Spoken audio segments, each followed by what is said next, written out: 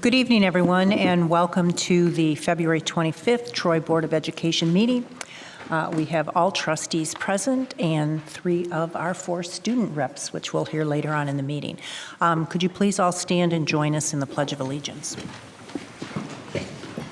I pledge allegiance to the flag of the United States of America and to the republic for which it stands, one nation, under God, indivisible, with liberty and justice for all.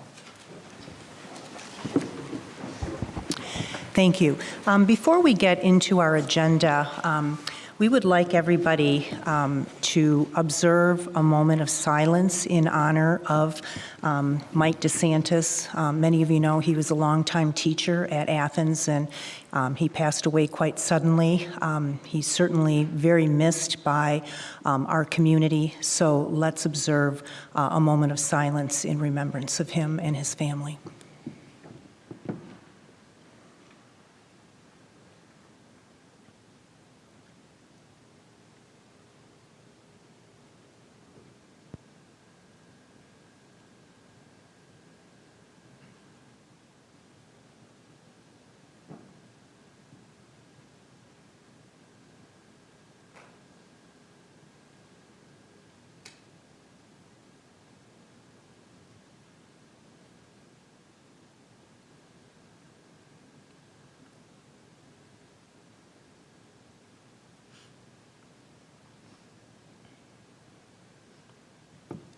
Thank you, everyone.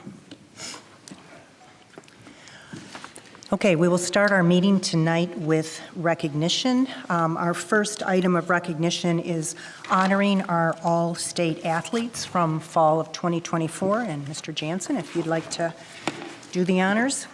Well, thank you.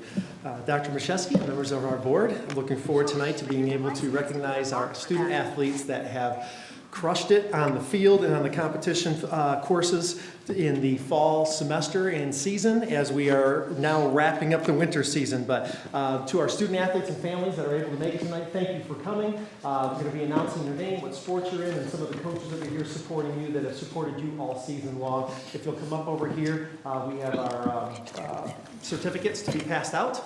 All right, they are in alphabetical order. A couple of them I'll read off and let you know if they're not here, so you can pass that to the side.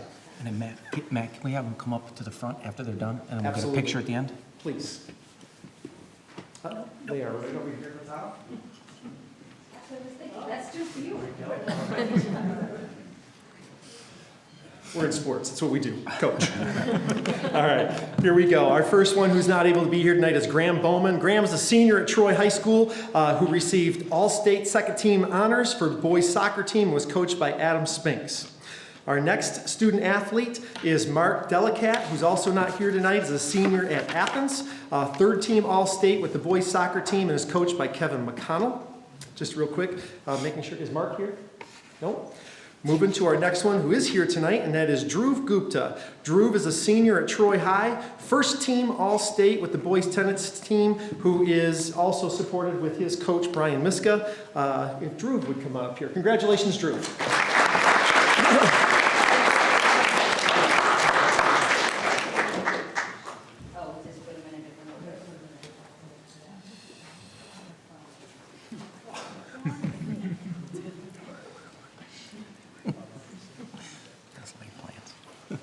Should have been. There we go. Thank you. Drew, come on over here.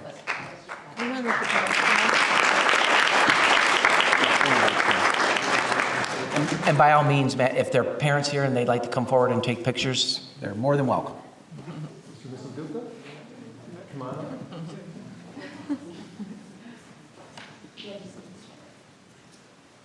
Here, I'll jump in there.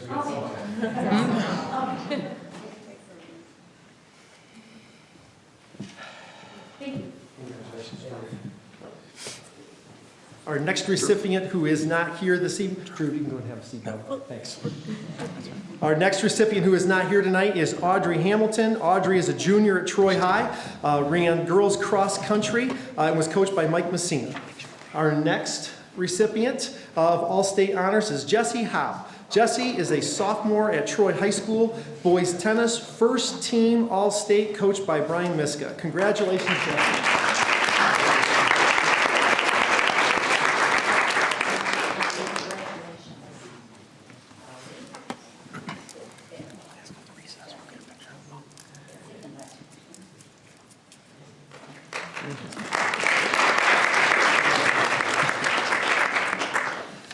Our next recipient is Prabhath Inturi. Prabhath is a senior at Athens High School, first team All-State boys tennis coached by Andrew Shipp.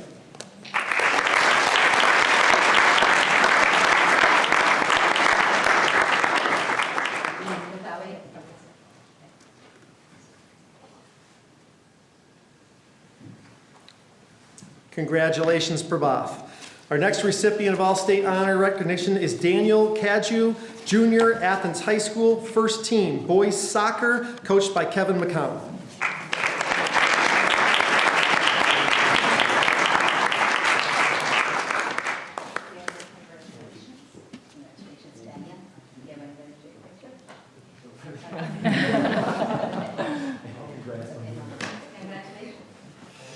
Our next recipient is Nick Kamagunga, senior, Troy High School, boys soccer, third team All-State, coached by Adam Spinks.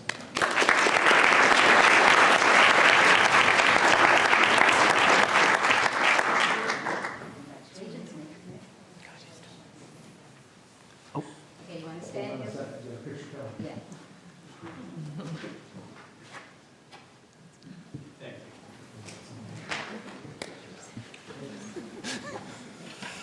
All right, our next recipient is Derek Kim, who's not able to make it tonight. Derek is a junior at Troy High, first team All-State with boys tennis, coached by Brian Miska. Our next recipient is Nahul Larikat, senior, Troy High School, boys soccer, second team All-State, coached by Adam Spinks.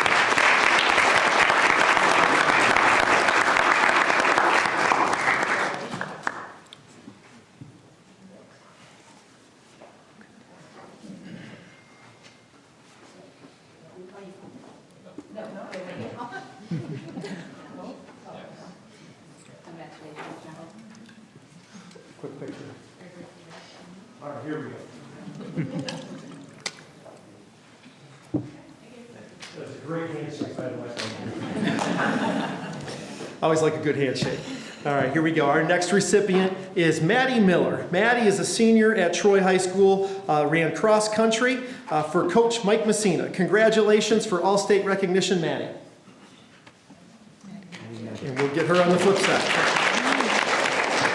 Our next recipient is Neil Nagapala. Neil is a junior at Troy High School, first team All-State for boys tennis, coached by Brian Miska.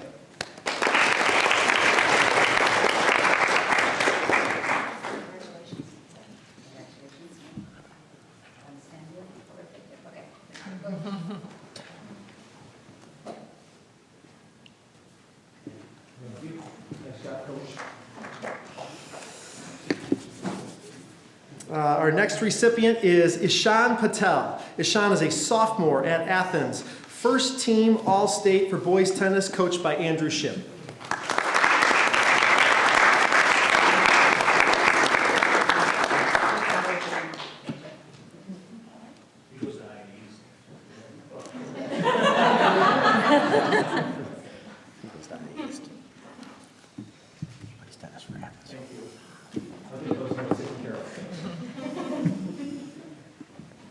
Our next recipient is Keon Schneeweiss, senior, Troy High School, boys cross country, coached by Mike Messina.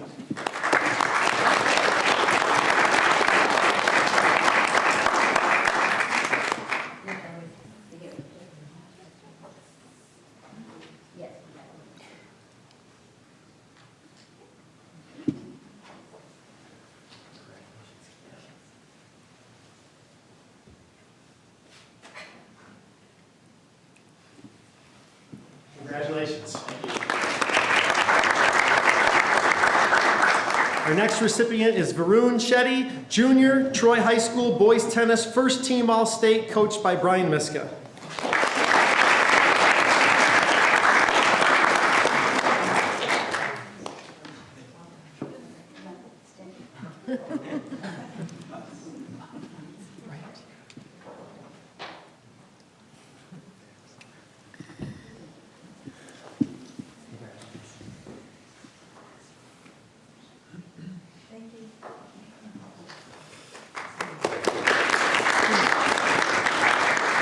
And last but certainly not least, Anthony Wu, Jr., Troy High School, first team All-State boys tennis coached by Brian Miska.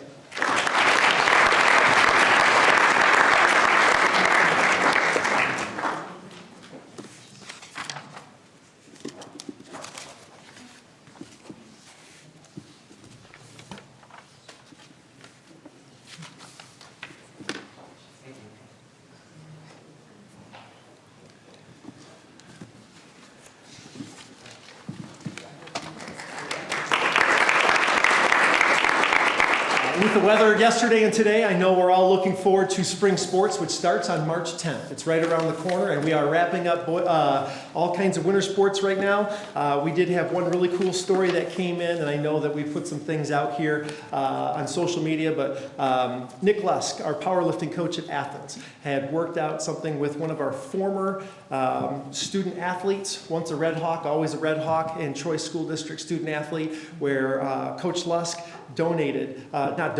allowed another district to borrow some of our weightlifting equipment to host their first powerlifting event in 20 years. And in going through our student athletes and everything, you talk about empathy and showing sportsmanship, that's alive and well in the Troy School District. So thanks to Coach Lusk and their program and everything that we stand on here with our core values in Troy.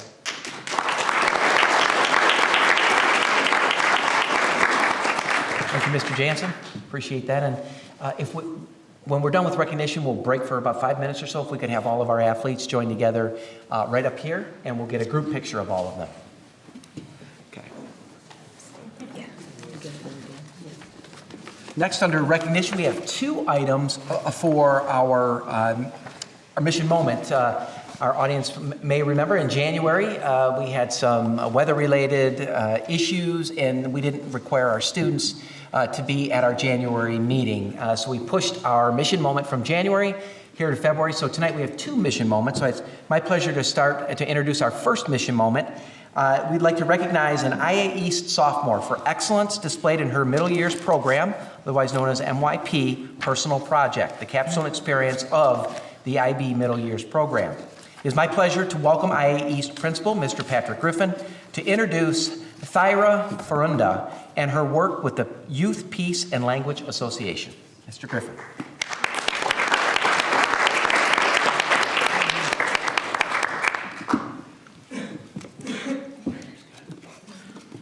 Thank you, Dr. Macheski. Thank you, Board, for having us this evening. I'd like to introduce you to a sophomore at IA East, Thyra Farunda. Before I talk about her specific accomplishments, I'd like to give some context as to why I wanted to brag about her this evening. As you may know, the International Academy is the largest all-IB diploma granting institution in the Northern Hemisphere. Since all of our students are enrolled in the full IB Middle Years program, all of them are required to complete a capstone project during their first semester of their sophomore year. All IA 10th graders have a class built into their day where they spend a semester engaged in a project-based learning venture. Each student selects their own topic to be developed throughout these 20 weeks. This is known as the MYP Personal Project, and every year I'm blown away at the projects that students create. While I could certainly find something to brag about with all of them, one really stood out to me this year, Thyra's. During the project brainstorm back in August, led by her teacher, Jason Garza, Thyra settled on the concept of language acquisition. She wanted to develop a project about learning languages. A passion of hers since middle school, Thyra naturally gravitated towards learning new languages. She already spoke 4 languages conversationally before embarking on this project. After some reflection, she settled on the Middle East as being a part of the world that could benefit from learning some basic parts of the English language. A war had broken out in the region, and Thyra saw a need. Her learning goal would be to study the Arabic language, something that she had 0 to minimal knowledge of as of August 2024. The catch with the MYP Personal Project is that it can't just be a learning goal. All students are required to create a semester-long project. Some choose physical things to create, like building a drone from parts for photography, cookbooks for college students on a budget, or some choose to learn how to build an app meant to track, inform, and improve student mental health. That was Nereda's personal project in her sophomore year, and I brought her a t-shirt that she gave out as a prize. I believe I answered a question about her app. It was called Me Time. And Nereida's app was available to download in the App Store and contributed to hundreds of students' overall improvement in mental health, specifically just at our high school. But I'm not here to talk about Nereida. That's the next mission moment, so just get ready. I gotta find my spot here. Some students learn a skill, like strengthening cultural ties through learning henna art, learning American Sign Language to create interpretation services, or even starting their own business at age 14 by learning how to cut hair. I volunteered that year and got a great haircut right on the IA East gym floor. Thyra's project, however, was all of the above and more. Thyra named her project the Youth Peace and Language Association, or YPLA. She aimed to help English language learners halfway across the world in the Middle East. So after setting out to teach herself the Arabic language, she started sharing her ideas with other like-minded individuals, all happening during the day at IA East. Soon enough, she had developed a social media following, 16,000 followers as of today, hundreds of interns and volunteers, and soon hundreds more individuals in the Middle East who expressed an interest in learning English through the YPLA. It was a virtual language exchange program that soon outgrew just our school. Students from schools all over the world wanted to help, and Thyra recruited them to be a part of her project. Individuals in Palestine and the Middle East began to learn English from Thyra's interns and volunteers who would teach them conversational skills should they find themselves needing to communicate in English. Thyra's project has empowered the next generation through language, culture, and connection. It's just one of the 138 projects IA East sophomores created just this year. Not only has Thyra created an incredible project, but she is also a remarkable all-A student at the International Academy. She's also a member of the Mental Health Youth Advisory Council, along with many other extracurricular activities at IA East. She is a wonderful example of a globally minded citizen, and she is going to go on to do things even bigger than this project. We are so proud of her, and I know her family is too, who joined us here tonight. Thyra is kind, determined, and selfless. All of these traits are on full display as the founder of the Youth Peace and Language Association. Thank you for the opportunity to recognize her project and accomplishments tonight.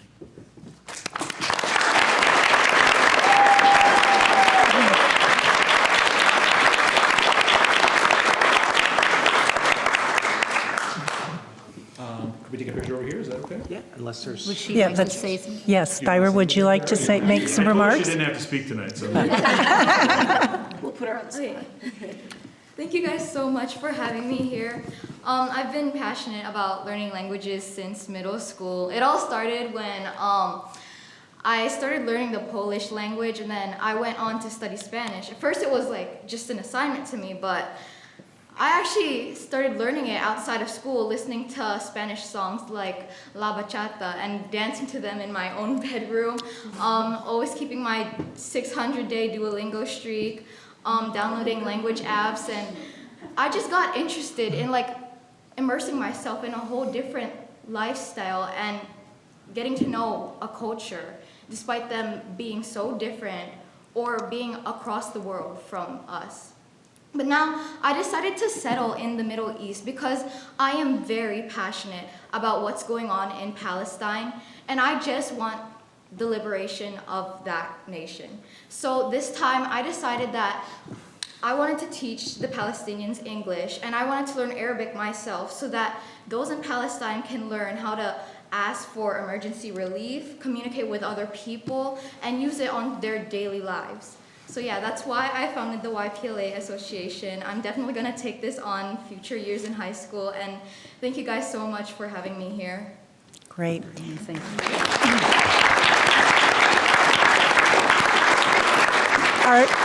Are there, before, we always as a board get to ask questions of our mission. So any, yes, First time. yes. Any questions? I have a question. How many languages do you speak, and what languages are they? Okay, so I did drop a couple of languages. I guess the hardest one I've tried to attempt was Chinese or Hindu. Right now I've been studying Polish. I've been focusing more on Korean and Spanish lately. wow. Yeah. And then, of course, as he mentioned above, Arabic. I might even take French as in like my second language for the IB. And Yeah. I don't know, there are a lot of languages out there. Yeah. Impressive. The question that I have for you is, how did you develop your global community? So, we mentioned that you had others from, other schools around the world that joined your project. How did you do that? Yeah, so I actually have a lot of experience already with marketing. So the main thing that I used was Instagram. Basically, I would make reels and posts that are both in Arabic and English made by the interns because obviously I'm not that fluent in Arabic just yet. But they would market towards those who are basically all over the world, not just like people who only speak English or people who are only in America. These posts would be targeted towards everyone around the world.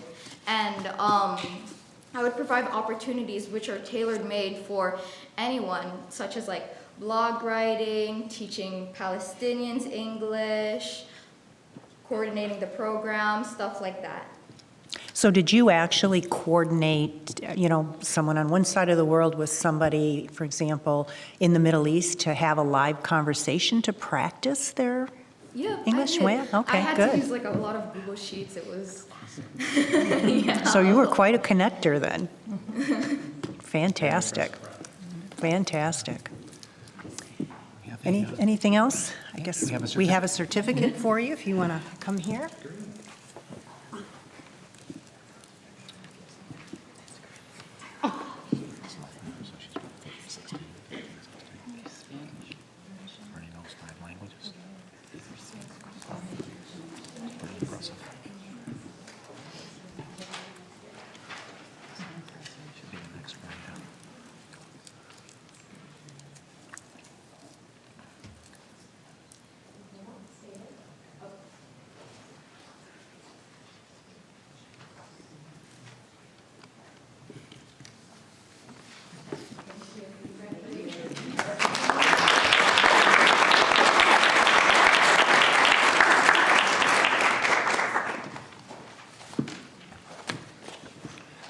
For our second mission moment, it is our pleasure to recognize the Superintendent Student Advisory Board Executive Committee and their work on the MLK Day of Service. Mrs. Montanti.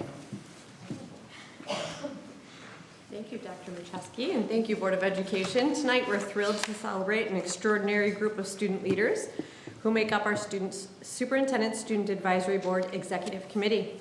These remarkable students have taken on the challenge of leading our 56-member SSAB group, demonstrating outstanding dedication and leadership.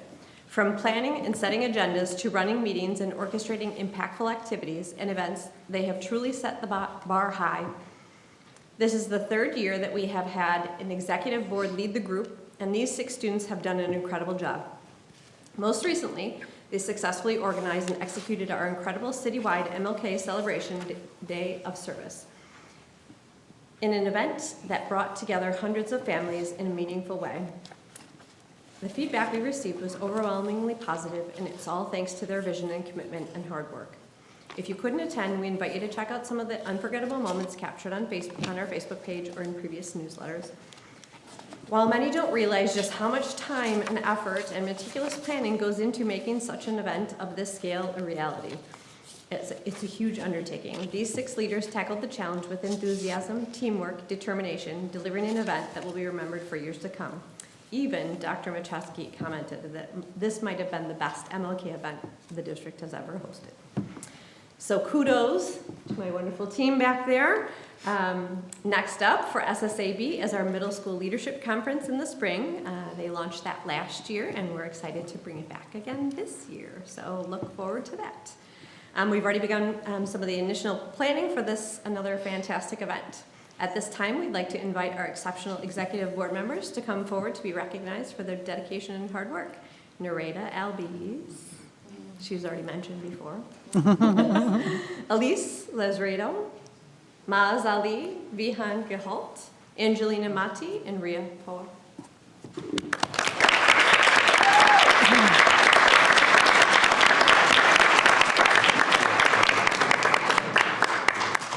So this group also, come back here. So this group also, we did something a little bit different. We planned a basketball game, a staff versus students basketball game this year, which we didn't have previously. And it was our fundraiser to help pay for some of the MLK activities that we did this year, which was a huge success.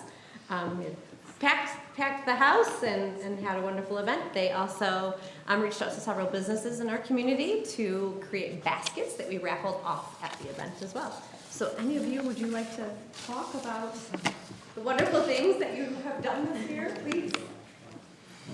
President? Well, I mean, first of all, thank you so much for recognizing the 6 of us here today, but I just want to say that the work that goes behind planning MLK Day, but then also all of our SSAB events goes beyond us. So a huge shout out to our TSD admin, Dr. Macheski, Ms. Montanti, Ms. Holmes, Ms. DiPolato. Without the guidance and just the confidence that our TSD admin give us, we won't be able to organize events at this citywide level. Not to mention our incredible SSAB members. I agree with what Dr. Macheski said. A lot of us have been organizing this event for the past 4 years. I think this was one of our smoothest MLK days, and that is just a testament to the dedication and passion of our SSAB members from all 4 of our high schools. Not to mention the Student Equity Council, NHS, Key Club, and so the SSAB is really a community initiative. We have people from all around the community and we work for the community, and as a senior, I just can't wait to see what our underclassmen do next. So thank you for having us. That's great. Okay, we have some certificates for the group. Any questions from the board for this astute group of students? What was the hardest part of, you talked about the event going smoothly. What was kind of the hardest thing that you guys had to overcome to do an outstanding event? Or are you such pros, there was nothing hard? I'd say one of the toughest parts is we have so many activities going on at once. So blanket making, a blood drive, and more. So kind of just organizing that. And again, we have around over 50 SSAB board members, so figuring out where they go and just making sure everything runs smoothly. Especially with the fleece blankets, I think that's definitely one of our more tedious service projects, and so that took a lot of preparation. Even before the meeting, we had NHS volunteers come in and project lead members to help us get those fleece blankets prepared, so I would say that was probably one of the toughest parts, but I mean, again, we have a great board, and with help from everyone, we were able to pull it off. But yeah. Great, great. Well, congratulations. You are truly the epitome of student leadership.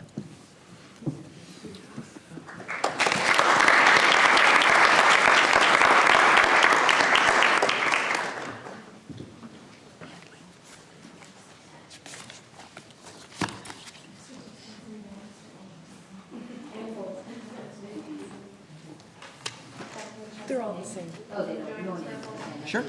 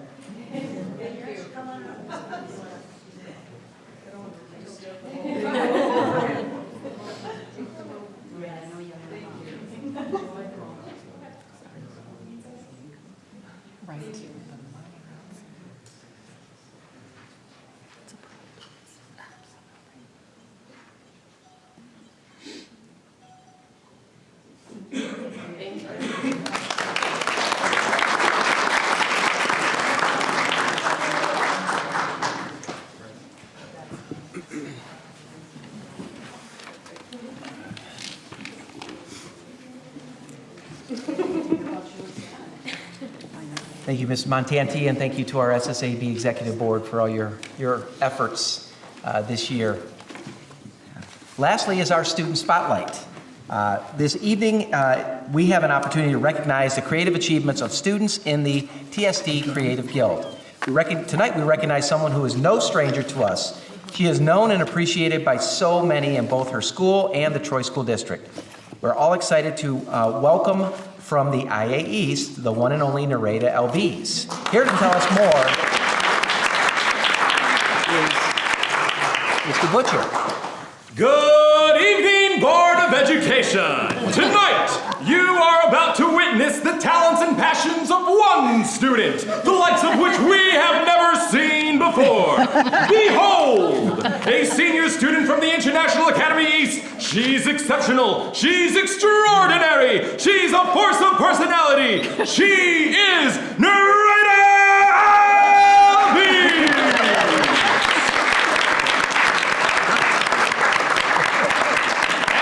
Corner. Those of us here tonight probably already know who this is and all of the wonderful things that she does. What often crosses my mind whenever I see Nareda is, how do you have time to be here right now? She takes the hardest classes, she's the SSAB president, she's doing scientific research, and the biggest commitment of all, she's babysitting her cousins all the time. But that's not all. This year, Nareda has joined us in the Creative Guild. And boy, are we lucky. I am constantly impressed by the energy and commitment this young person delivers to our community. I'm excited to share tonight clips from two special projects. One, the first episode in her new podcast, The Adventure Mindset, featuring an interview with one of her dedicated teachers. And second, a first of its kind promotional video about her school, the International Academy East. There simply isn't enough time to talk about how wonderful Nareda is. Thankfully, we have a few more months before graduation day. But Nareda, I'll tell you now, and I know everyone else will agree, you can be anything you want to be. Whichever path you choose, you're gonna be the best at it, and you'll have a Wikipedia page to prove it, I just know. Every moment with you reminds us why we love serving the Troy community. So thank you for finding the time to join us here tonight. I am proud to present your hostess with the mostess.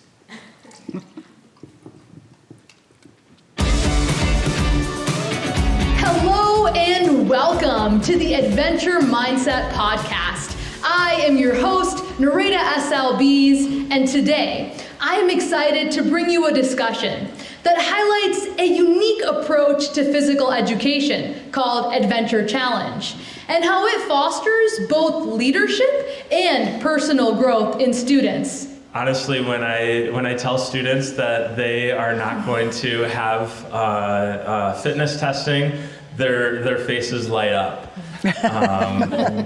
So we use the avenue or the medium of physical activity to be able to teach skills that students are going to need throughout their entire life, like the cooperation, communication, trust, teamwork, that kind of thing. And that whole faces lighting up thing is something that really resonates with me, because in elementary school and middle school, I took those physical education-based PE classes. And so there were all of these sports units, and I was never one of those top athletes. And so I enjoyed those classes, but I didn't feel like I was reaching my full potential or what PE could look like.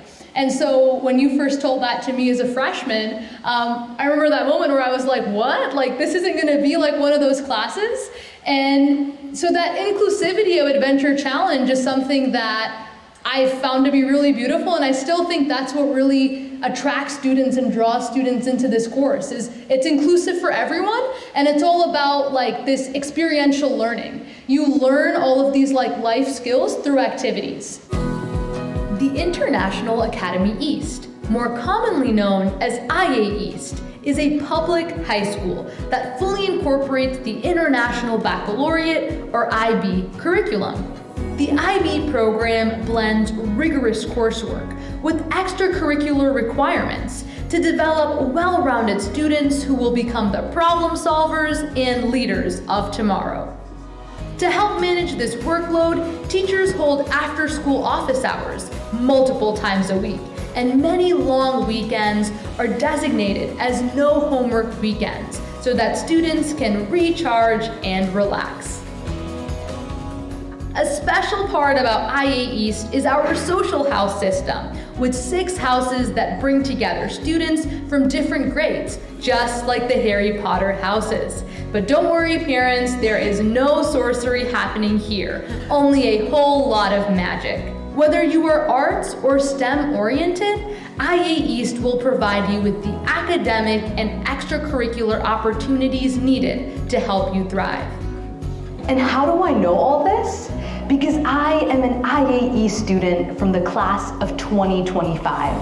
The opportunities and experiences that I have gained here have shaped me into the person who I am today, and for that, I am forever grateful. More information about our application process can be found on our website, iatoday.org. We are excited to welcome you as a Phoenix.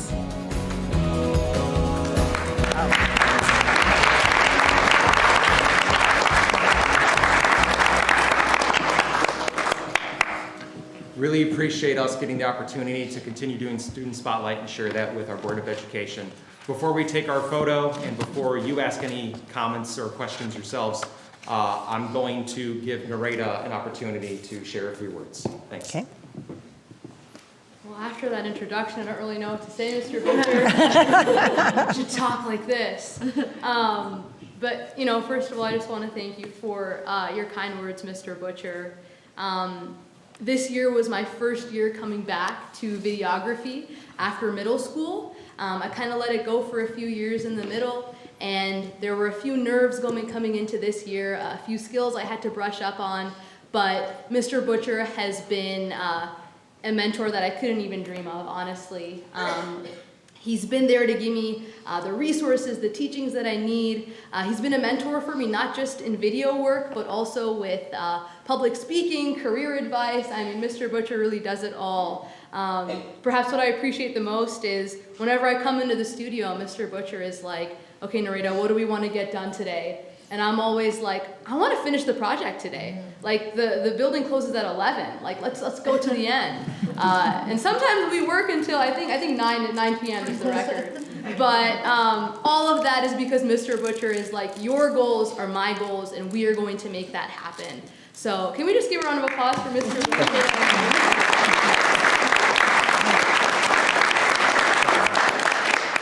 He's so awesome. We basically matched today, too. I also just want to thank both of my parents who are here today. My dad is recording over there, and my mom is laughing, maybe a little embarrassed.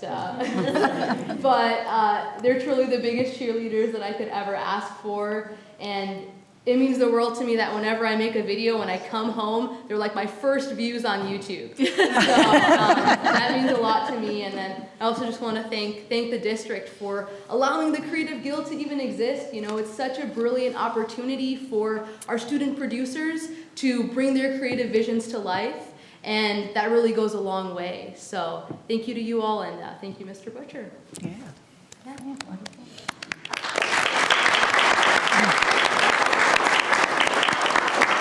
Questions for Nareda from the board? I'd like to know what's next for you. Where are you headed from here? So right now, I'm thinking about pursuing computer science, the realm of AI. I'm really into science, but my end goal is hopefully to become a physician who is implementing AI and decision making into healthcare. So, yeah. Wonderful. Go ahead. I have a maybe more broader or open-ended type question, but you know, clearly you've made the most of your time in the district here, and especially probably in the last 4 years. What do you take away with you? Oh, that's a beautiful question. I think what I've taken away just in terms of like life is that in order to have an impact and make a difference, you need to connect with people around you. What I have found the most value in over my past 4 years is going out into the community, meeting people who are very different from me, and connecting with them over our shared desire to create and spark positive change. We just talked about MLK Day. And my favorite part about MLK Day is sitting next to these like kindergartners and preschoolers and cutting fleece blankets with them. Partly because I'm scared they'll cut themselves, but also because I think that's what life is about, right? Trying to inspire others to make a difference and be positive. And I think that if you are able to truly inspire people to be optimistic and look on the bright side of things, then you've lived a good life. That's beautiful. Well said, well said. Go ahead. I have a question. So Narita, it looks like you do just about anything, everything. You're here as a board rep, you do SSAB, you were an MC at a culture show. I mean, I've seen you just about everywhere. One, the first question is, how do you get the time to do all of this? And two, what do you tell the students, like the kindergartners that you're talking about, or to figure, what do you tell them to be able to do the things that you have done like that? Well, as far as time goes, I really don't like it when people say they don't have time for things, because I think it's all about making time for the things that you love and are passionate about. I'm a big foodie, I always make time to eat. But I love making a difference, and so I make time for that as well. And so the way I see it is that we have 24 hours in a day, 9 to 10 hours should be for sleep. The rest of the hours between school and what you're passionate about, it's all about you, how you divvy that up. And if you truly want to do a bunch of different things, it's all about your time management. Don't procrastinate, do your homework on time, and not just like all the professional career things you want to do, but also making time for family and friends. And so it's a hard balance. It definitely is. I'm by no means perfect. I'm sure my parents can say more about that. But it's a learning process, you know, and if you just continue to do what you love, then you'll find out how to find a balance. And as far as what to say to those younger students, you know, when I was in kindergarten and preschool, I wasn't, you know, thinking about everything else that I wanted to do. It was really just take one thing at a time. And that's really how I do things now as well. I mentioned how I took a break from videography from 9th to 11th grade. But in middle school, that was all I did. That was all I loved. And so for those younger students, you know, find something you love and just stick to it. And if you do go away from that for a while, there's no like end limit to when you can come back to it. And maybe as a senior or when you're older, you'll come back to it and grow and develop from it again. So it's truly just about managing your time and doing what you love. Wonderful. Very well said. Excellent advice.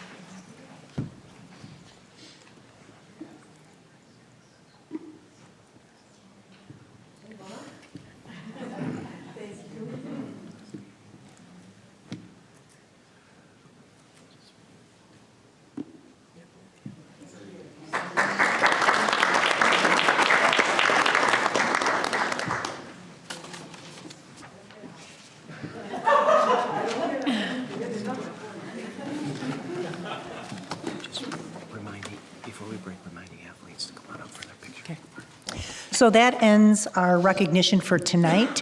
I'd like to ask our student athletes to come up all together for a picture. We're going to take a 5-minute recess. If you care to stay for the rest of the meeting, you're invited to do so. But if you would like to get on with your evening, this would be a good time for everyone to leave the meeting. So student athletes, come on up.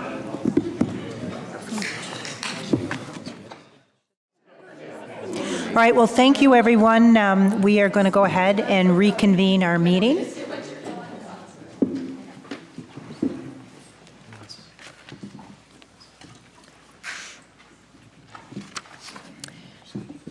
Thank you very much. It's after such a impactful amount of recognition.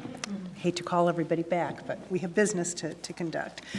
So we will continue on. Dr. Macheski, any additions or deletions to our agenda? There are none this evening. Okay.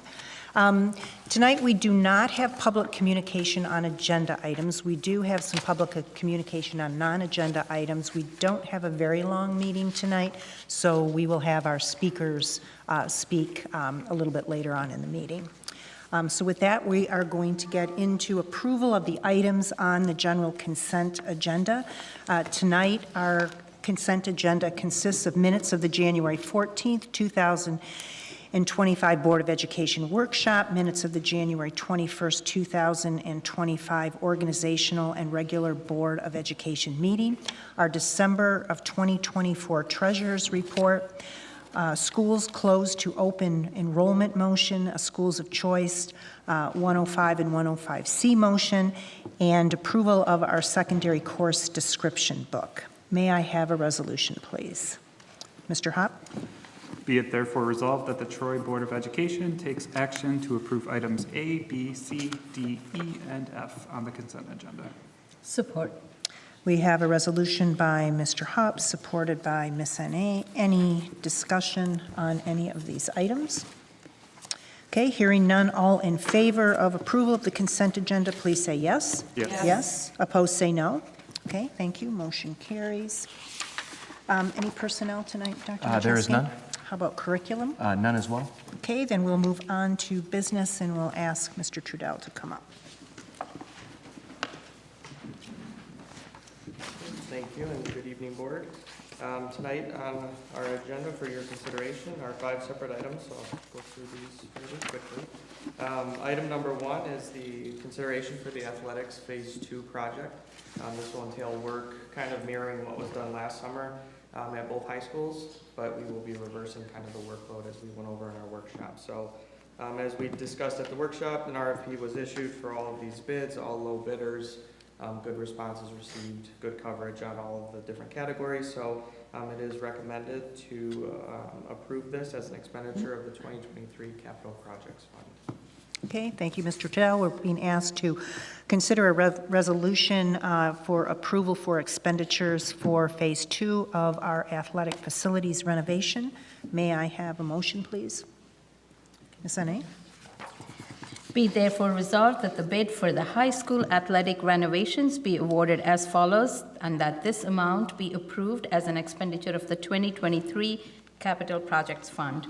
Curtis Bros Trucking and Excavating for site work for $8,315,200.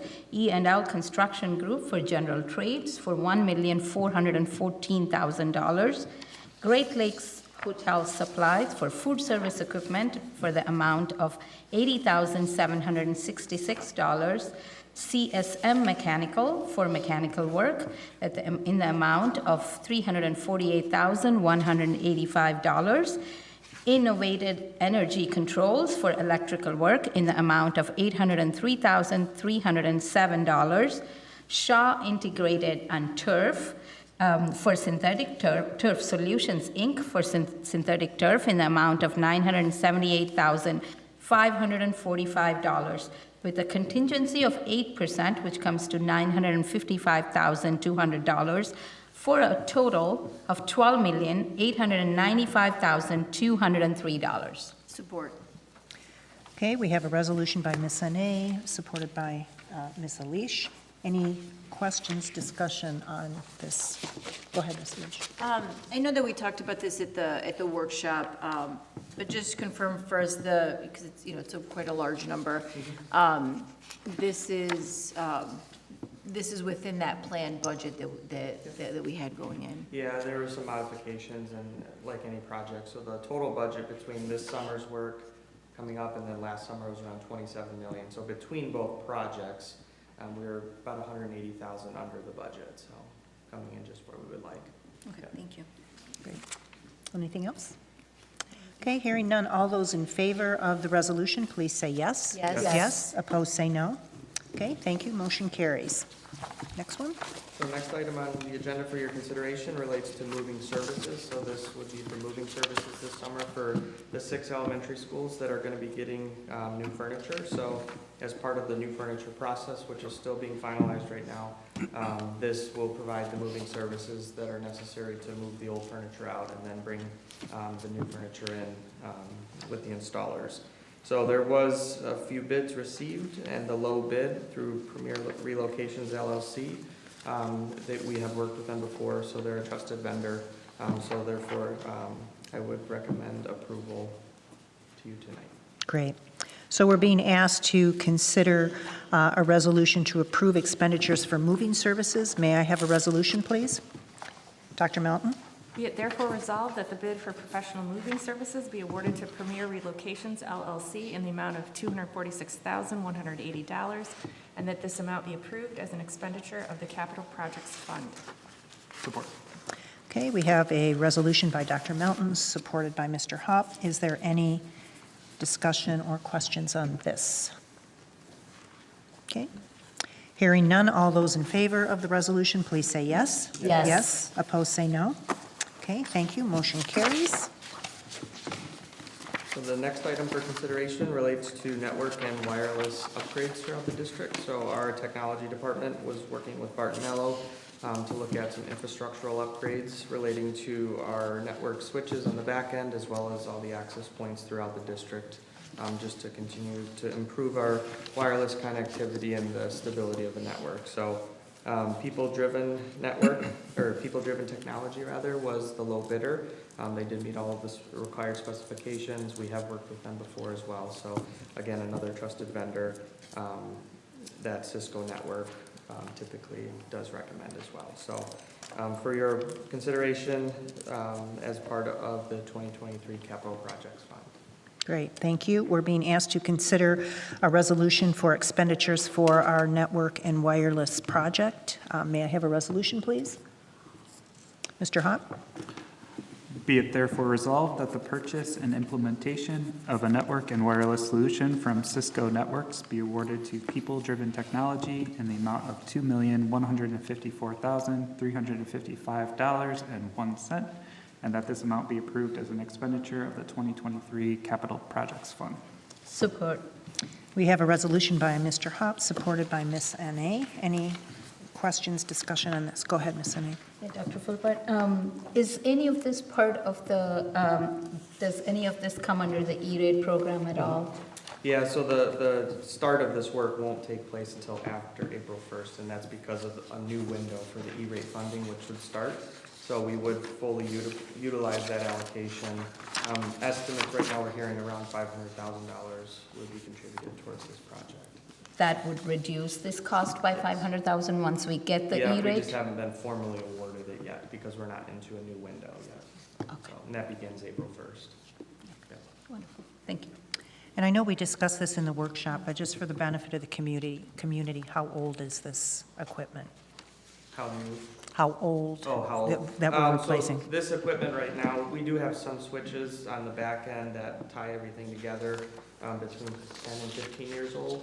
But the actual access points themselves, which you might see in here, those are around 6 years old, going on 7 years old, and that's usually the end of the useful life of those types of equipment. Great, thank you. Okay, so let's vote. All those in favor of the resolution, please say yes. Yes. Yes. Opposed, say no. Okay, thank you. Motion carries. And then the next item is consideration for the Epic PA Bell and security system. So this has been a system that we have been piloting in 2 elementary schools, Bemis and Leonard Elementaries, for about a year now. So we've gotten good feedback. I know Mrs. Holmes had shared with you a document that contains some good feedback, both positive and some constructive feedback, but again, things that are very easy to tweak, and it's good feedback for us to have as we go into the next 10 elementary schools, which is what this bid did pertain to. So we did issue the bids, and through Barton Mallow and our technology department, we did want to recommend the purchase through VSC Inc. They are the ones that did the other two schools, so we will proceed pretty much once this is awarded. They can start pulling wire through to all the classrooms and then install the equipment, likely over the next year. Okay, thank you. We're being asked to consider a resolution to approve funding for the purchase of a PA bell and security system. May I have a resolution, please? Ms. Elish? Be it therefore resolved that the purchase of the EPIC system be awarded to VSC Inc. in the amount of $1,826,553.30, and that this amount be approved as an expenditure of the 2023 Capital Projects Fund. Support. Okay, we have a resolution by Ms. Elish, supported by Mr. Hawk. Is there any question, discussion, comment on this? Go ahead, Ms. Elish.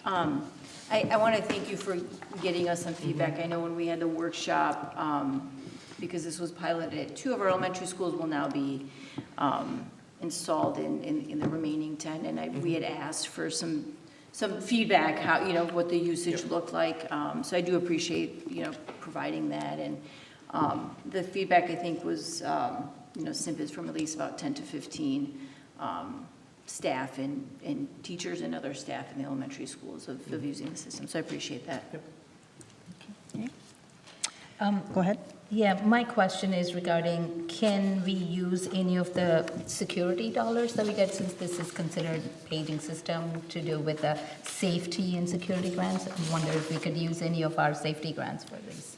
It would be eligible to use under the 31AA grant, which does relate to mental health and security. Right now, what we're doing is we're going through, at our retreat, we'll actually be going over our general fund second amendment. As part of that process, we're kind of looking at this post-COVID era of funding and how are we going to utilize all these grants to cover a lot of the staffing positions. So we do have our SHIELD staff as part of this grant already. It has been since its inception. So if there is any dollars that needs to be spent, this could be an eligible purchase that we could push into that grant. So if I understand it correctly, we are already using up our safety grants for other things, and so this one is being funded by our capital projects fund. Yeah, and the state's intent of 31AA was to really extend at a state level the funding that was there through the federal government during the pandemic, supporting those mental health positions specifically. That was the key area that they identified going forward post-pandemic that they wanted to continue to support. So we'll do as much as we can to shift any of those positions into that grant, and then anything that remains, we could then backfill with a purchase like this. Of this equipment. Yep. Wonderful, thank you, appreciate it. Okay, any other questions? Okay, hearing none, we will vote on the resolution to purchase the PA bell and security system. All those in favor, please say yes. Yes. Opposed, say no. Okay, thank you, motion carries. And the final item for your consideration relates to the cafeteria tables. This would be for at Martell Elementary. As we did back in October, we purchased similar tables for Leonard Elementary. So likewise, word spread, they want the goodies too. So we want to make sure that we have good functioning cafeteria tables in all of our cafeterias. So this one specifically relates to Martell. Again, we went with the option that's just a little bit more, but again, the durability of this table in total for, I think this one was 15 tables. It's about a $5,000 difference in total. So again, a minimal amount, but we will likely get a much longer use out of these tables. Okay, great. So we're being asked to consider authorizing the purchase of cafeteria tables for Martell. May I have a resolution, please? Ms. Sendler? Be it therefore resolved that the purchase of cafeteria tables be awarded to school specialty in the amount of $39,786.15, and that this amount be approved as an expenditure of the Capital Projects Fund. Support. Okay, we have a resolution by Ms. Sendler, supported by Ms. Sané. Any questions, discussion on this? Okay, hearing none, let's vote on the resolution. All in favor, please say yes. Yes. Opposed, say no. Thank you, motion carries. Thank you, Mr. Trudeau. Okay, so that concludes business. We're going to now move on to public communication for non-agenda items. We have 4 speakers tonight on a variety of topics. Again, just A reminder that this is an opportunity for members of the public to address the board, so there will not be a dialogue. Ms. Ine will set the timer up, so you have 3 minutes to speak, so we'd appreciate if you'd kind of watch your time and conclude your remarks when your 3 minutes are up. You had an opportunity on your form, but you can also let us know if you would like to have some follow-up outside of the meeting, okay? So I'm going to invite our first speaker up, Mr. Joey Colby. And if you'd state your name, your residence, and get into your remarks. Hi, my name is Joey Colby Bernert. I live at 5125 Shady Creek Drive. I am a clinical social worker. I have a practice in Troy. I appreciate the opportunity to speak with you tonight about a very pressing issue that has been affecting many students and teachers in our community, which is the ongoing shortage of ADHD medications like Adderall and Vyvanse. These shortages have made it difficult for children to access the medication they rely on to focus, stay engaged, and regulate their emotions, which, as a result, many students who were once able to manage their symptoms are now struggling in the classroom. This is not their fault, and it is not the fault of the teachers nor the parents. This is something that has been going on for a long time now. But it's creating significant challenges that impact both learning and teaching. Nearly every clinician that I speak with, whether in school social work, school psych, or private practice, sees these same difficulties around districts everywhere. Teachers are doing their best to support students, but the reality is that they need more help. This is why I'm urging this board to recognize and acknowledge the impact that these shortages are having, not only on students, but on the educators who work tirelessly to support them. Obviously, I know the board cannot simply fix the Adderall shortage, but my hope is that there can be some work done in ensuring that there might be additional classroom aides to help manage student needs, more behavioral staff to assist when students are struggling, additional school social workers, and possibly an additional school psychologist, expanded access to school-based services to provide additional support when medication is unavailable.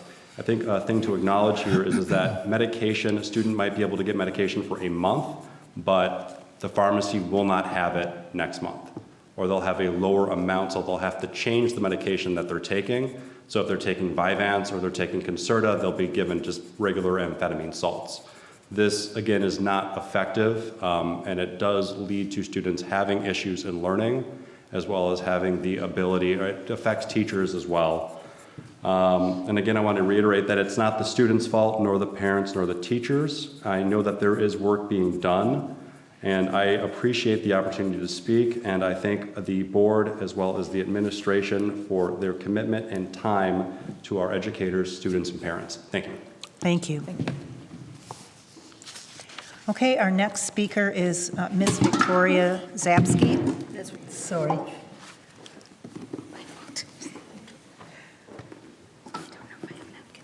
Hi, my name is Victoria Chapsky. I work for Priority Waste, so I put the Priority Waste address down on there.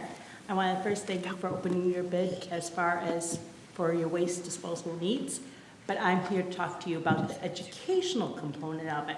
I'm the environmental specialist, and what I've been doing for the past 11 years is I go out into the schools and I teach about sustainability and recycling. It's a pre-K through 12th grade program. It is based on student comprehension levels. So I meet the students where their needs are. So if I go into an elementary school and I ask them, where does everything go once you put it to the curb? If they can't answer that, then I know a direction to head into. If they can't answer it, I head in a different direction. With the middle school and high school levels, again, I take them where they are. But the high school levels, I also include the fact that there's job opportunities. A lot of times the students they only see what they see in front of them, what their parents do, what their teachers do, what their friends' parents do. So I explain to them as far as sustainability, there's a lot of job opportunities there, but they have to start working at it at the high school level. They need the math and they need the science. For example, MSU has a packaging engineering program. You have to apply for that while you're in high school. They only take a small group of people. Western Michigan University also has a similar type program that deals with paper as far as how to create different types of packaging. Something that, again, is a small little program. It's absolutely free. I have been in the schools under GFL, and that's where some of the problems have been coming, is that I'm no longer with GFL, I'm now with Priority. So I always have been in schools in the past. I have been at Athens High School speaking to some of the students there. And I also give them additional hints as far as being Michigan Green School certified. I noticed a lot of the teachers ask me questions about what to do with the waste from lunchroom.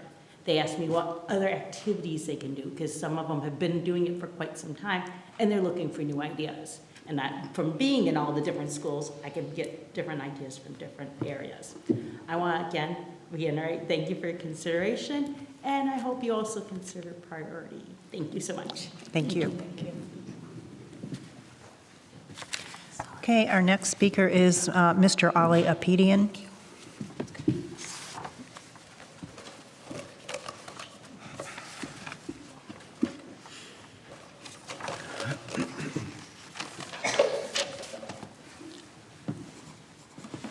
Good evening. Ali Apedian, Troy resident, Troy parent. 3 weeks ago, the superintendent, along with 3 school board members, wasted upwards of $10,000 of taxpayer money attending a 4-day conference in DC called Advocacy and Equity Institute. In a nutshell, this was a cabal of woke leftists working overtime to push the Marxist and racist agendas of DEI deep into our schools. For example, one of the speakers urged school board members and administrators to adopt the Educating for American Democracy roadmap.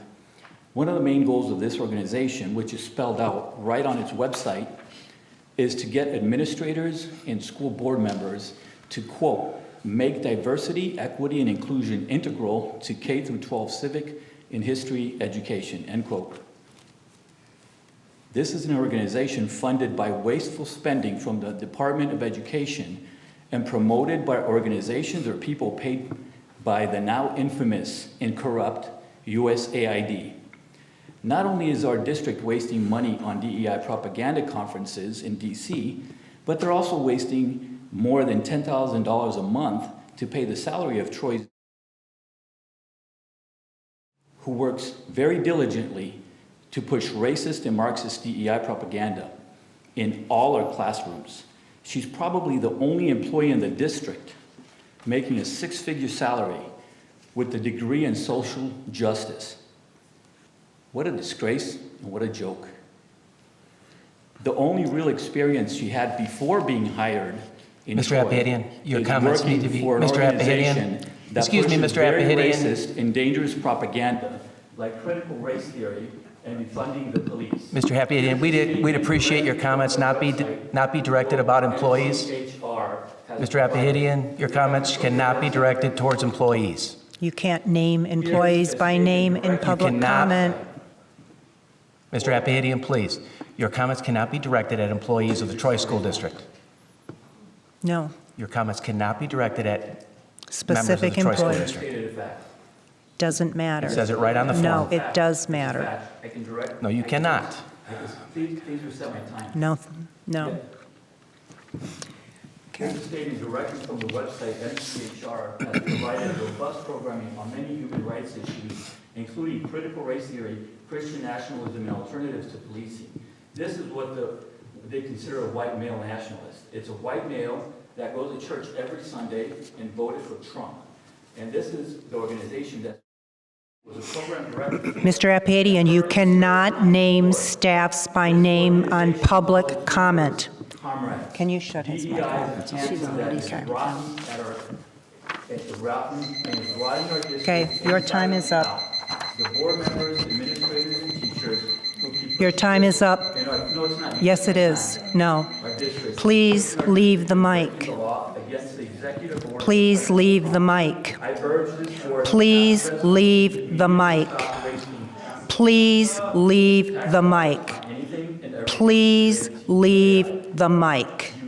Please leave the mic.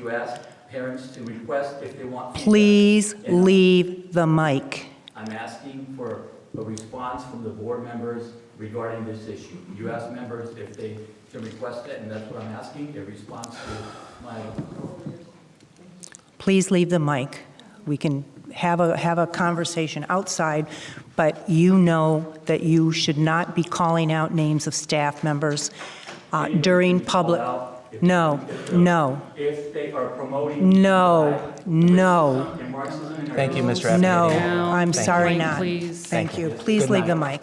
mic. Please leave the mic. Okay, I'd like to invite up our final speaker of the night, Mr. Jake Van Loon.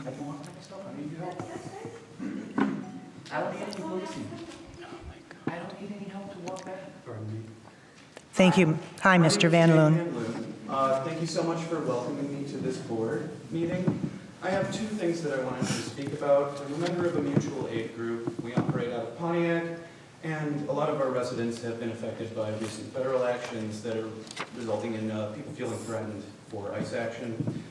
Generally speaking, we work mostly with the Latin community, so the cards that I have currently are in Spanish and English. They outline constitutional rights, and they have been reviewed by lawyers. If anybody has somebody that they love who speaks this language or any other language, we would love to provide cards to be used in the event of somebody being threatened by ICE action for free, as a free resource to the community. Outside of that, I run a company called Empowerment Tutoring. We're switching our name to Empowerment Education. And the reason for that is that I started Empowerment Tutoring in 2019 with the goal of helping kids who were low income with math, science, I mean, you name it. You know, I helped kids study for the ACT during COVID. I was a materials analyst at Absolute Laboratories in Auburn Hills and decided that I could see that the learning loss was going to occur very rapidly, and I wanted to make a change in my community. I live in Birmingham, but I spend a lot of time in Pontiac, and I have people that I love in Pontiac from when I lived there during my time going to university. And as I went further into tutoring, I became involved in after-school programs through some third-party vendors. And I kind of saw that they weren't really doing a great job for a lot of the schools. And so I developed 20 programs with my business partner, Nolan Muntz. He has a PhD, or he is a candidate for a PhD in global education through DePaul University. Our programs, I think, are some of the best in the world, and we just want to share them with Troy School District. I've left some resources with Superintendent Chesky outlining some of our catalog things. I just want to show you one of our elementary programs very briefly. It's a very fun one. This is the wonderful world of cardboard. This relates into fields of, obviously, packaging, but what we do with kids is we teach safety. We have specialized safety gloves and specialized cutting tools so that they can draft, measure, draw, and decorate their own life-size buildings and things like that out of cardboard.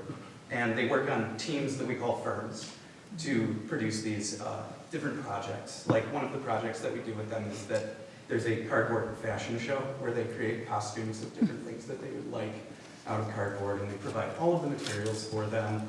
And the kids have a really, really good time with this. And we made sure that all of our after-school programs are also connected to grant funding and competition. Thank you so much for my time. I appreciate you all. Thank you. Okay, that concludes public communication. We are going to move on to other. We have two formal other items, and then we'll turn it over to our students. So our first item of other is we are being asked by the K-12 Alliance of Michigan to celebrate the success of the Individuals with Disabilities Education Act on its 50th anniversary, so it's been 50 years since it's passed. As well as to continue to remind the federal government to live up to its promise to fund IDEA appropriately. Congress has never funded the program higher than 18%, and this year funding has been dropped back to 10.3%, costing Michigan roughly $650 million this year alone in funding. So school boards in Michigan are joining together to pass a resolution in support of the IDEA Full Funding Act. Signed resolutions will be shared with members of Congress at the K-12 Alliance Symposium in April to show both the strong support and need for action on this issue. So we are being asked to accept and pass the following resolution. So may I have a resolution, please? Dr. Melton. Whereas public education is the cornerstone of our democracy, providing fundamental skills and opportunity to children across the United States, and whereas in the decade following the Great Recession, students across the U.S. lost nearly $600 billion from the state's disinvestment in their public schools, and whereas prior to the COVID-19 pandemic, both state and federal funding for public schools was already failing to meet the critical needs of students across the country. And whereas since the COVID-19 pandemic, students have needed additional academic, social, emotional, and mental health needs being met through targeted programming and additional personnel, enhanced professional development opportunities, new technology, as well as critical updates to school facilities. And whereas research has consistently shown that increased education funding positively affects academic performance, increases graduation rates, and impacts future earnings. And whereas the Individuals with Disabilities Education Act, IDEA, was passed in 1975, the federal government committed to pay 40% of the average per pupil expenditure for special education to ensure that every child with a disability has access to a high-quality education. And whereas the financial pledge for IDEA has never been met and is currently funded at approximately 10.7%, leaving a gap of billions of dollars needed for students. And whereas Troy School District is proud to serve a student population that includes 10.69% of students with disabilities, and whereas when Troy School District's costs to deliver the important services required under IDEA are not properly funded by the federal government, it requires us to reallocate money from other programs to make up for it. And whereas the federal underfunding of IDEA has negatively impacted the academic opportunities of all students for generations, not just those with disabilities. Now, therefore, be it resolved that the Troy School District Board of Education calls on Congress to immediately pass the IDEA Full Funding Act, S2217-HR 4519, which would create a 10-year mandatory path to fully fund IDEA. And the Troy School District Board of Education calls on the state legislature to provide an adequate, equitable, and sustainable funding increases to districts to mitigate the harm caused by decades of underfunded schools. Support. We have a resolution by Dr. Melton, supported by Ms. Elish. Is there any discussion of this resolution? Okay, all in favor of the resolution, please say yes. Yes. Yes. Opposed, say no. Okay, thank you. Motion carries, and we will get that sent to the Alliance. Our final formal other is for this board to approve a candidate for the 2025 Michigan Association of School Board of Directors election. We had biographical data for eight candidates that are looking for to be elected to a 3-year term, so there's one seat. We had the opportunity to read the bios of these 8 candidates. We had the opportunity to listen to live interviews or taped interviews of 4 of the candidates. And so we are ready now to pass a resolution with the candidate that we will send our vote to for MASB. So may I have a resolution, please? Ms. Annie? Be it therefore resolved that the Troy Board of Education hereby casts its ballot for the following candidate to serve on the 2025 Michigan Association of School Boards Board of Directors. Mr. Randall Meisner of Fitzgerald Public Schools for Region 8 for a 3-year term. Support. We have a resolution by Ms. Annie, supported by Mr. Hupp. Is there any discussion on this?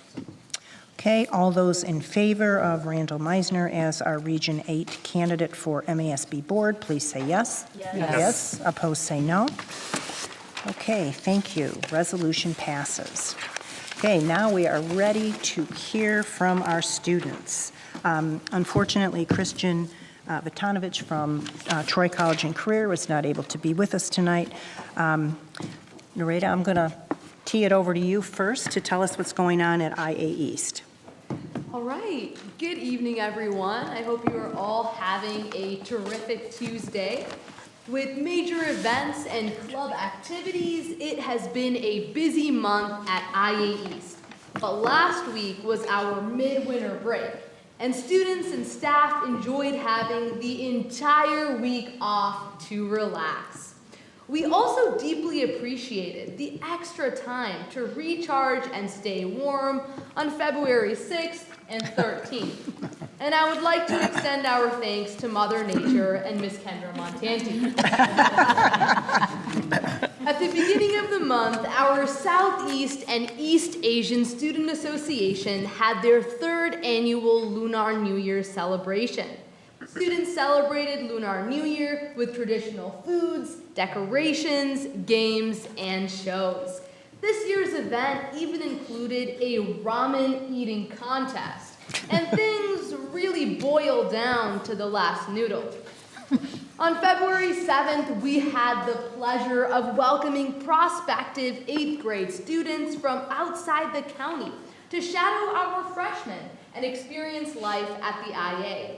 These students had the chance to ask questions, interact with teachers, and build connections with upperclassmen.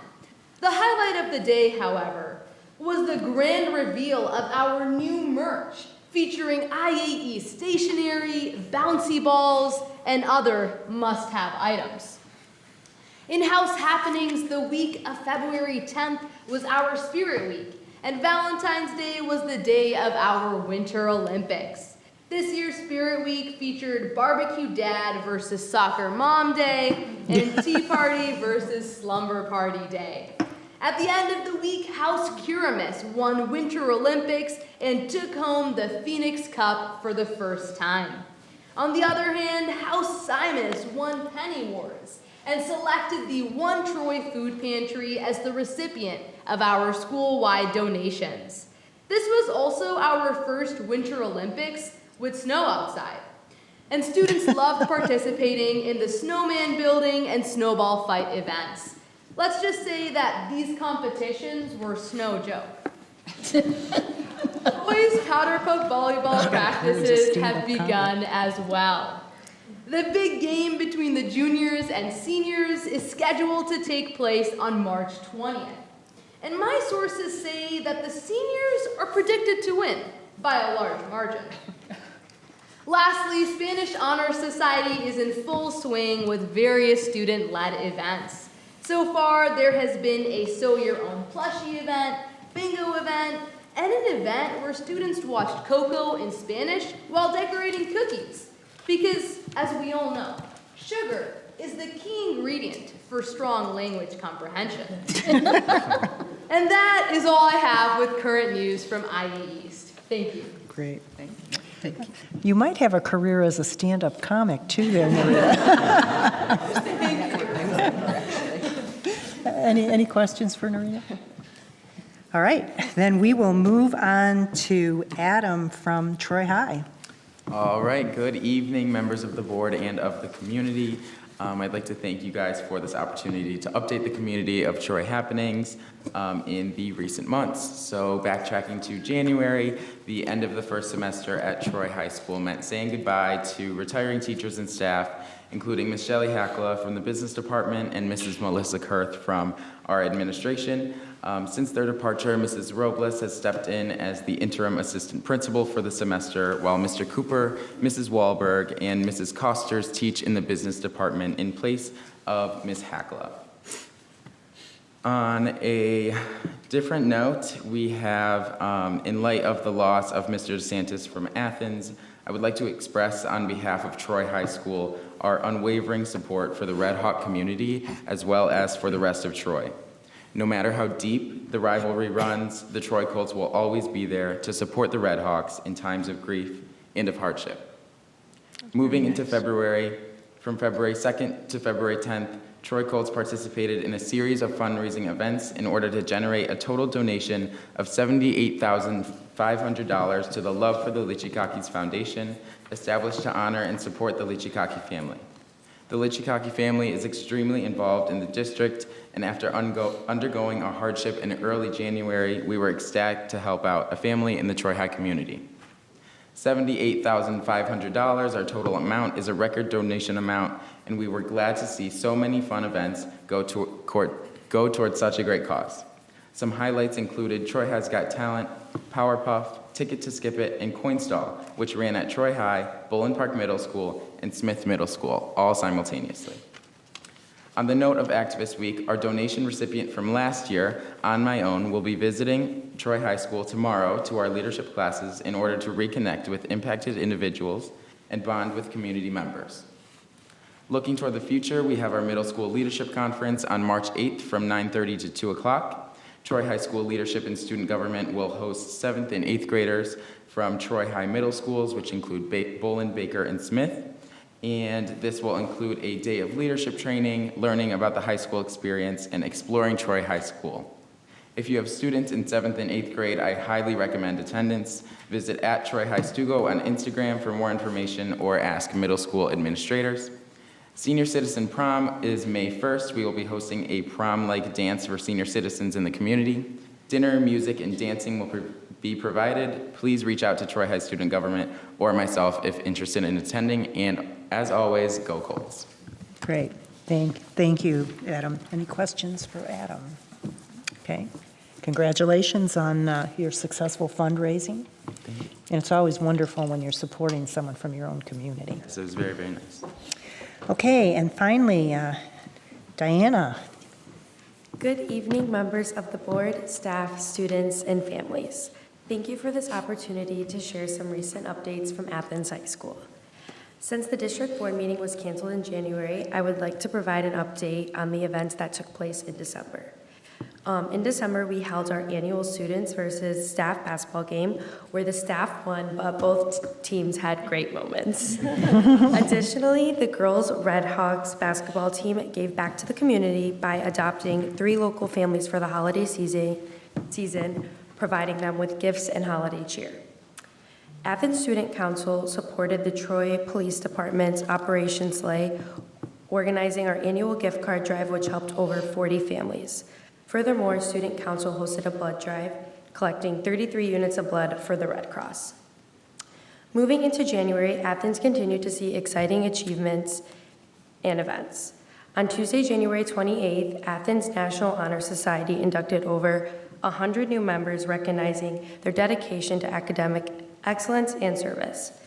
Earlier in the month, on January 14th, Athens hosted the second session of Athens Family University, where over 40 families connected with our building administration to learn about grades and grading. Looking ahead, the third session will take place on Wednesday, March 5th at 7 p.m. Our athletic teams also had an outstanding month. The Athens wrestling team secured both the OAA Blue League title and a district championship.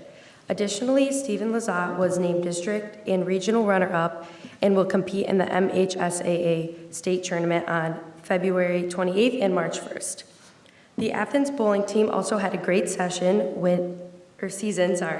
winning the Oakland County Championship, the OAA Red League title, and the regional championship. They will compete at state finals this Friday, February 28th. In addition to ongoing academic and athletic achievements, we have some exciting events coming up. 9th grade curriculum night will take place on March 19th, providing information to incoming freshmen and their families. And I'm sure most of you are aware that Athens takes great pride in Charity Week, and we are thrilled with the success of this year, raising $100,502. And these funds will be donated for the next steps of seniors. Throughout February, Athens community has come together to honor the memory of Mr. DeSantis. During Charity Week, we dedicated one of our spirit days in his honor, allowing students and staff to pay tribute to him by wearing superhero gear, anything Star Wars or comic book theme, or even a quarter zip to show our love and appreciation for him. Additionally, a poster was placed outside of his classroom where students shared their favorite memories and many reasons why he was so loved. And that concludes the latest updates from Athens High School. Thank you again for your time. Great, thank you, Diana. Okay, we are going to go on to other from the board. So I'm going to start with you, Stephanie. Knew you were. I was ready. Yep. But remember, the first spot always, Best. you get the best. I just want to recognize and acknowledge the amazing student leadership that continues to be on display every month we're here. I'm so impressed with our kids, and it makes me think too, like, wow, what a path our students have come through. All of these kids were someone's kindergarten student. Yeah. All of these kids might have been someone's pre-K student, and it's amazing. And I'd like to extend congratulations to our amazing teachers who have poured into these students as they become the amazing young adults that they're headed off to be. And of course, not to ignore at all their parents who have continued to pour into them with video recording and, as I like to call it, the mamarazzi in full effect, making sure their kids are honored. It's an honor to be a part of this great community, and I'm so pleased to be. I also want to recognize and acknowledge the members of our community that will begin celebrating Ramadan on Friday.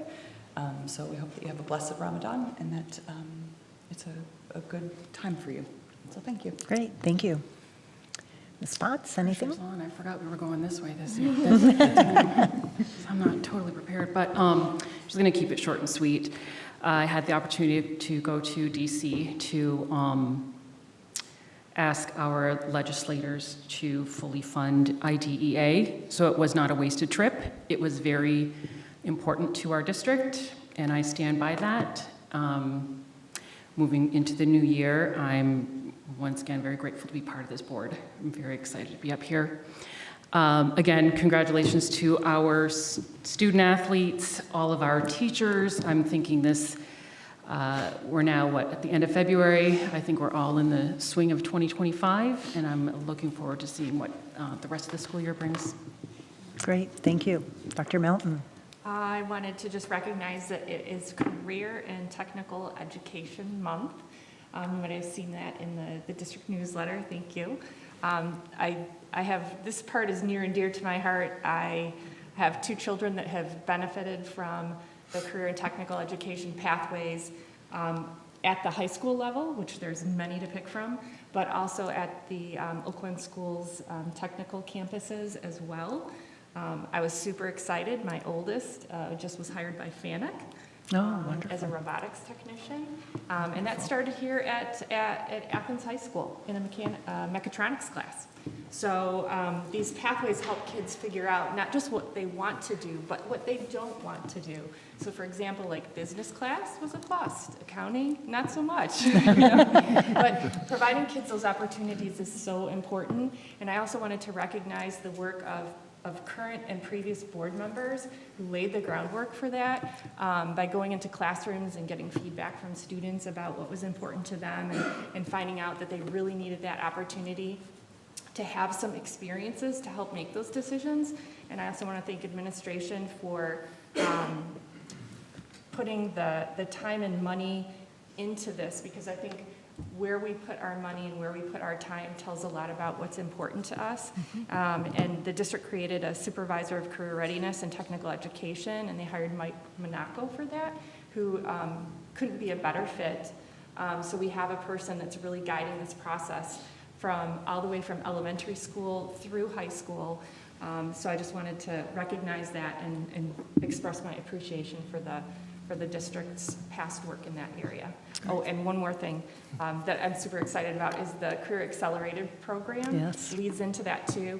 And that is, again, stemming from that work that our previous board members and current board members have done, as well as I know Christine DiPilato has worked very hard on that. So I'm thankful for that as well. Thanks. Great, thank you. Mr. Hupp? So I just wanted to call out really quick my appreciation for a specific newsletter that the Detroit School District actually does. It's the TSD Inclusive newsletter.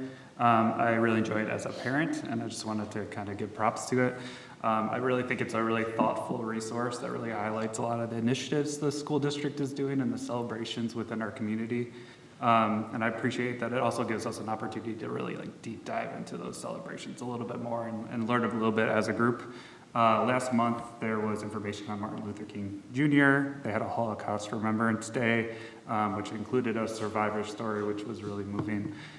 There was also some great book recommendations on building a strong community, which was great. This month, they had Black History Month, President's Day. They had a podcast from our Athens students, Elevating Voices, which was really cool. Information on Ramadan, which is coming up soon. Also talking about American Heart Month. So there's a lot of things in this newsletter that I think are important to look at. And I know it's a lot of hard work to put all of this together, so I personally want to call out Mrs. ENC for doing a lot of this work, because I know it's really hard to put it in a digestible format for everybody to view it. So I appreciate all her hard work. Great. Thank you. Ms. Leash. So mine might be a little more relaying information. Last week I attended the Government Relations Committee board meeting for the Oakland County School Board Association. Commissioner Dave Woodward gave a little bit of an update about some Oakland County level things and as they relate to school and school-related funding. Some things don't necessarily apply to us. Some districts work directly with Oakland County for their school resource officers. That doesn't apply to us in particular, but he did remind me of an interesting program that Oakland County has, and it's an Acorn to Oak grant program. And I think this is something that we might be able to put up on our website. There are four review deadlines. The next one is coming up March 15th. There's one on June 15th. And there are $1,000 grants for Oakland County residents aged 8 to 18. In 4 different categories. One is business and entrepreneurial, community impact, educational achievement, as well as for extracurricular investment. So I think that's a great resource that we can share with our community as well for students, who might be able to fulfill some of the requirements under those. And the good thing is there's four grant date opportunities during the year. I do also want to say that I as well attended the Advocacy Institute, and it's good that we passed the IDA Full Funding Act resolution. We spent quite a bit of time in DC lobbying and talking to all of our elected representatives from the state of Michigan, bipartisan congresswomen and men, as well as both of our senators. In the 50 years, it's the 50-year anniversary of IDA. Again, this is the Individuals with Disabilities Education Act, where we as districts are required to teach and educate all children. The promise was 40%, that districts would be reimbursed 40%. That has never happened. It's gone as high as 18. I think in the 23-24 fiscal year for our district, it was somewhere around 8 to 9%. And so the ask this year, as we talked to all of the staff and the senators in particular, was asking for a hearing. A hearing has never been granted on the act to fully fund what was promised. And so we spent quite a bit of time lobbying for that. And I know that's really important to our community, and not only affects general education, it affects students with disabilities, and it definitely affects when we look at ELA education, and I know that's something of particular importance to our community. So it's, that was one of the main things that was discussed during our time in DC. And then last thing is we have Ramadan starts this weekend, Lent starts next week, so I want to wish all those families that are celebrating and participating those, a happy Lent and a happy Ramadan. Great, thank you. Thank you. Sunny? I'm going to start off by paying my respects to Mr. DeSantis, who is our Athens teacher. I have a personal connection with him. My daughter had him as an AP US history teacher. She adored him. He is an amazing teacher who deeply cared about the students, not only the students, fellow teachers and public education and Troy in general. He's definitely taken away way too sooner than from this world, but he definitely poured his heart into the students and in making sure each and every one of them have learned. So my sincere respects to him. I want to congratulate the Athens and the Troy High teams for their Charity Week and Activist Week. Great job with the Love for Lichikaki Foundation as well as the Next Steps for Seniors. Great job. It builds a huge amount of character for all these students to actually do all the work and fundraise for these organizations and help the ones in need. I also attended the National School Boards Association conference, and in addition to IDEA funding, which both of them have spoken about, we've also tried to lobby for many of the title and grant funding as well. There's many of those, and we've learned a lot about many changes that are coming so fast and so quickly from the federal government, and how that is going to impact us, our students, our schools, and how we can help every one of us. So it's a great learning exercise. I understand that we do spend some money, of school money for that, but I think it's useful for all of us for advocating for our students, for our schools. Definitely mention that.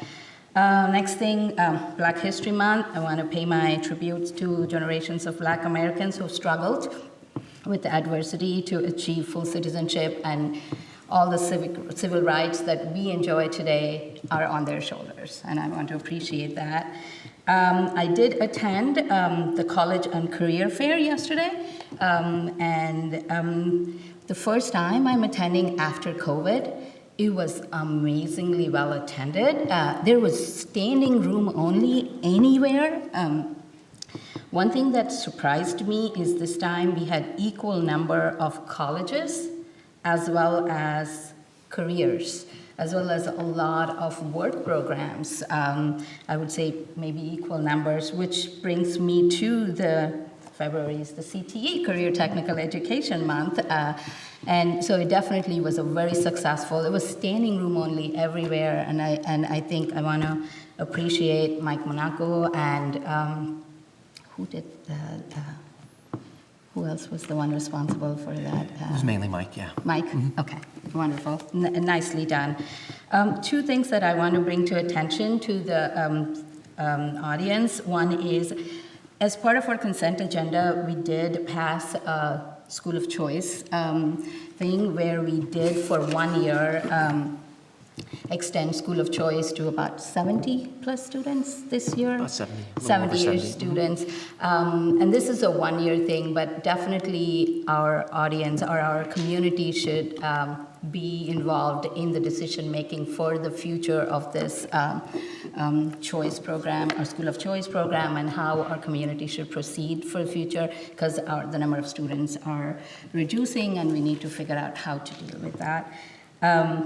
And I also want to bring up attendance area review committee meetings. There's a lot of attendance, 4 of them all over March at 4 different middle schools. So I really recommend all the parents who are involved, who would like to know about it and give their feedback, to attend and give their feedback to the attendance, to us and to the administration as to what their thoughts, and we'll definitely consider that. And I wish everybody happy Ramadan and Lent. Okay, thank you. Dr. Macheski. Yeah, just a couple of things that have been, as usual, already mentioned, but Ms. Anit, to your point, yes, our attendance area review committee meetings are scheduled to take place. We have 4 meetings at each of the 4 middle schools. The first will take place March 6th at Baker, then March 10th at Boland Park, March 11th at Smith Middle School, and March 20th at Larson Middle School. Our entire community are welcome to any one or all of those if they wish. You can get additional information in the TSD newsletter that just went out this past Friday. There's all kinds of great information. Thank you, Mrs. Montanti, in that particular newsletter, or our website. if you didn't catch those particular dates. And thank you, Dr. Melton, for mentioning our Career Accelerator program. We have match day tomorrow. It'll be a very exciting day over at Troy High in the Media Center. We're going to match just about 72 students, a little over 70 students with 36 businesses throughout the Troy community. This is a 20-hour pre-internship experience. The numbers grew more than 100% over last year, almost 3 times the number over last year, as well as business partners. So we're excited to see that program continue to grow as we provide students an opportunity to extend their learning beyond our classrooms, get into businesses across our community, and see what the world of work is all about. To your point, sometimes the best choice I make is the choice I don't make. Yes. And I don't know that until I know better. And so having an opportunity to sit in an office might remind you that you don't want to do that. You want to pursue something else. And so this is a great opportunity. I thank Ms. Montanti and Christine DiPilato for their work, Doug Tietz as well for their work on this particular program. March's Reading Month is right around the corner next week, and we have some of our buildings kicking that off already this Friday, as well as next week. We have some WASP Wolves here. I'll be there Friday to kick off March's Reading Month Monday morning at WASP. I'm looking forward to that. So I would encourage all of our board members, if you haven't already gotten invites and you'd like to be provided an opportunity to join in some March's Reading Month activities, please just let Judy know, and we'll make sure to get that message out to our buildings. They love to have board members reading in our classrooms, and so you will be inundated with opportunities to read in our classrooms across the school district. So certainly you are more than welcome. Lastly, I just want to congratulate the Troy High School orchestra teacher, our Troy High School orchestra teacher, Wendy Stewart, who was named the 2025 Teacher of the Year by Michigan Chapter of American Strings Teachers Association. So congratulations to Wendy on that terrific award. Great. Okay, so everybody's taken all of my other, which is the privilege of going last. So all I need to do is remind everybody, first of all, thank you for your attendance tonight. Our next meeting will be our workshop. Our schedule is a little bit changed in February because of winter break. And so we have a meeting next Tuesday, March 4th, which will still be over at the admin building, starting at 6 o'clock. So people are welcome and encouraged to attend. We also have a special board workshop on Saturday, March 8th, where we're going to be doing a deep dive on the budget. So I think that's on everyone's calendar. And then our next board meeting would be the 18th. I need to have these calendars in my head. So back at this building, March 18th. So with that, if there is no further business, again, thank you everyone for the great others. Thank you to our students. Congratulations on all the amazing things that are going on in your buildings. And we will see everybody next week. Meeting adjourned.